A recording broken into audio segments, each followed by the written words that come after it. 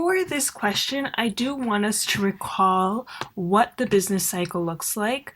So let me draw that out for us. So if we have our X and Y axes, where our Y axis is now real GDP, and our X axis is time, this would be, for example,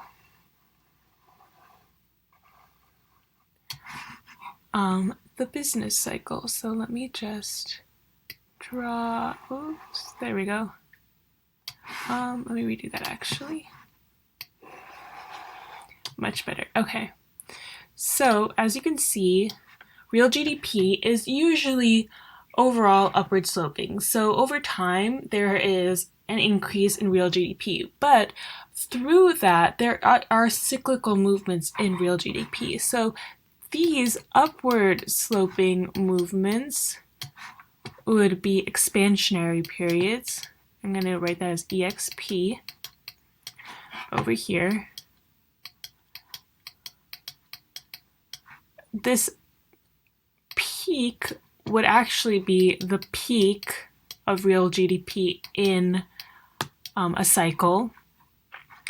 This bottom would be the trough, I think that's pronounced trough.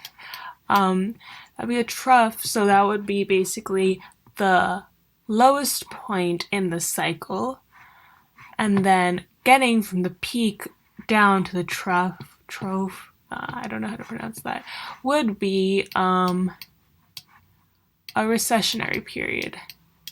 So this is also a recessionary period.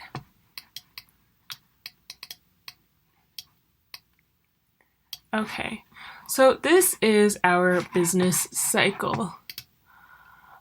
So the argument is that why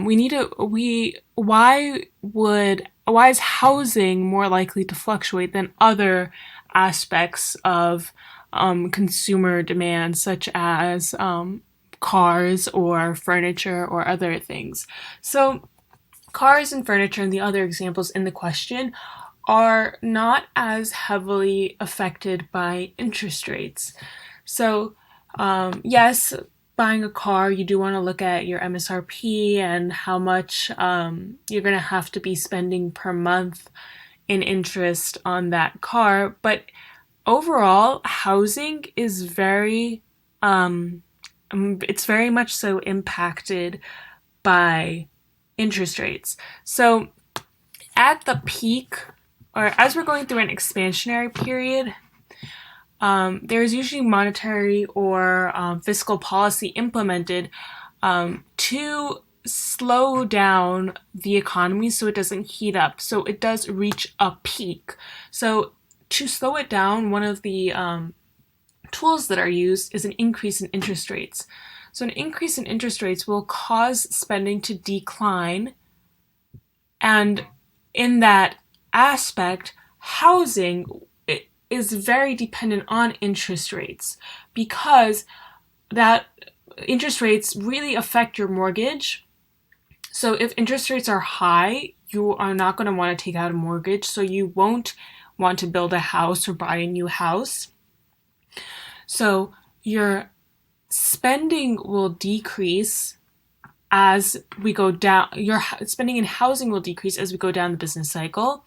And then as we're going down the business cycle, so we don't enter into a depression period, there is usually more policy implemented to speed the economy back up and decrease interest rates so people are more willing to spend. And with a decrease in interest rates, you're also going to be probably more likely to take out a mortgage.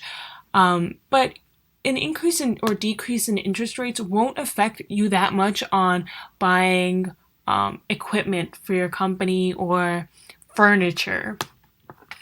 But it will affect housing. So that is why this business cycle, which is heavily constructed by a change in interest rates, is also going to be kind of the housing like how housing will fluctuate.